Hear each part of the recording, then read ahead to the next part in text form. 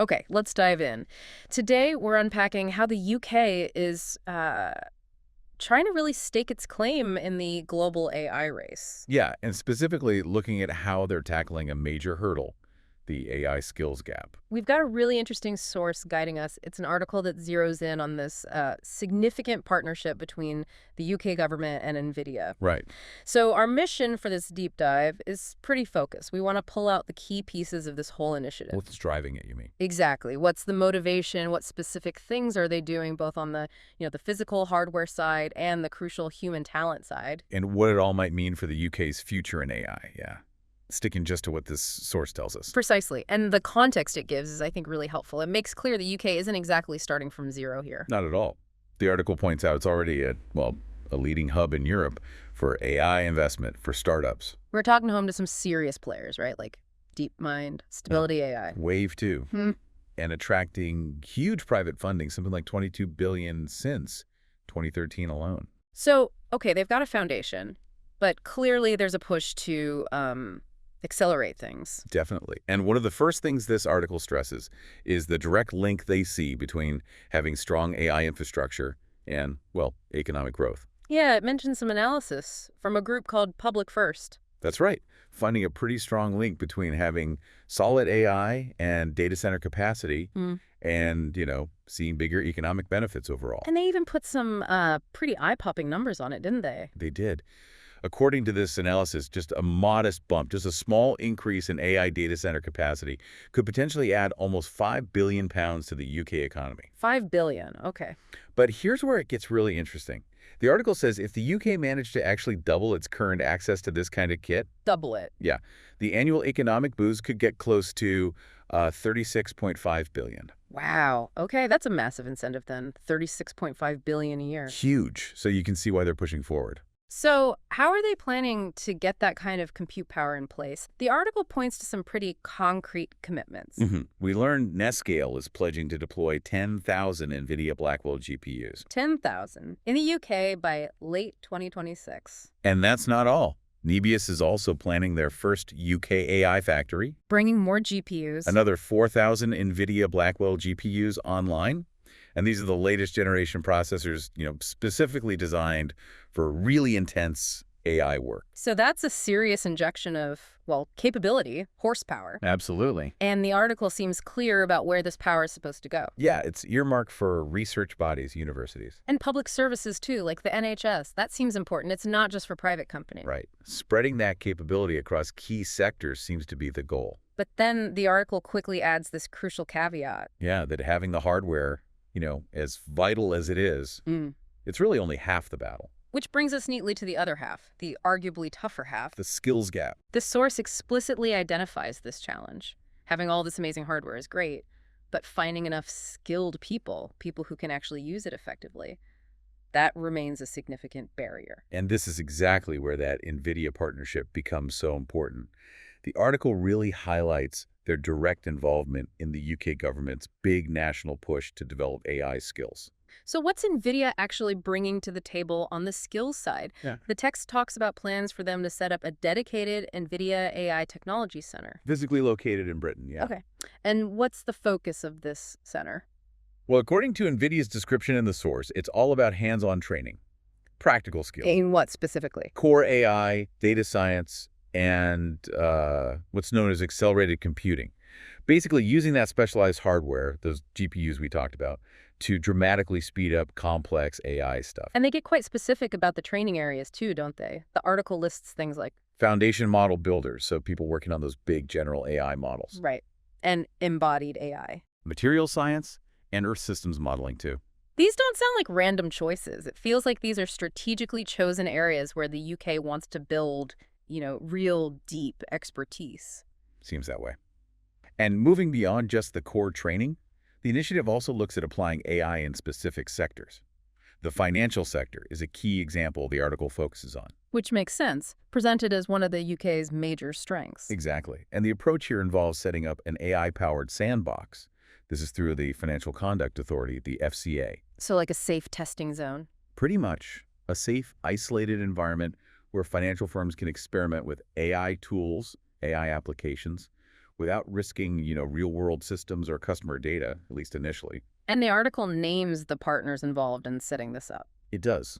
NIA 1 is handling the infrastructure side, and NVIDIA provides the AI technology backbone. Now, there's a really insightful perspective in the article from someone at NTT Data UK&I, Sumant Kumar. Yes, commenting specifically on this sandbox idea. And he points out something interesting. While this environment can speed things up, like testing concepts, It actually increases the regulatory obligations firms face. Kind of paradoxical. increases them. How so? Well, he stresses that right from the moment firms start using this sandbox for development, they need to be totally ready to explain exactly how their models work, Explain the why. why they produce certain outcomes, Yeah. and how they were built in the first place. So no black boxes allowed, even in the sandbox. Seems not.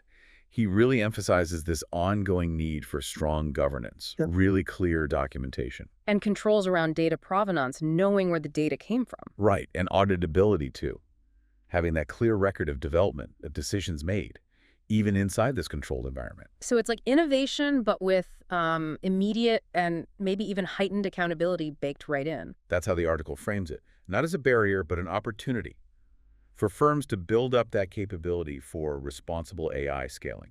And for the government, I suppose, to support innovation while keeping regulation up to speed and protecting consumers. Exactly. Trying to innovate safely, maybe. The source also touches on support for the startup scene, right? Berkeley's Eagle Labs. Yeah, they're opening an innovation hub in London specifically for AI and deep tech startups. And there's a connection to NVIDIA there, too. A critical one. A pathway for selected startups coming out of that hub straight into NVIDIA's Inception program. Which gives them Access to vital tools, resources, training stuff that can be really hard for early-stage companies to get their hands on otherwise. Okay, let's step back a bit. The article brings in another voice, Mark Boost, the CEO of Civo. What's his take? He seems pretty positive overall, sees this whole initiative as a real step forward. Arguing that being an AI leader means more than just talking about it? Precisely. It requires actual, tangible investment in compute infrastructure, training developers, serious R&D, moving beyond just aspirations. And he specifically mentions the NVIDIA AI Technology Center. He does. He highlights its value, seeing it as a key way to help close those critical skills gaps we talked about. And nurture homegrown British talent. Which aligns perfectly with that whole skills focus, yeah. But Boost also brings up another quite strategic point that the article highlights. Technological sovereignty. Right. Can you unpack that a bit? Well, he basically raises the question of national reliance on external compute power, especially now that the AI stack, all the layers of tech from hardware up to software needed for AI is becoming so fundamental. So strategic dependency. Kind of.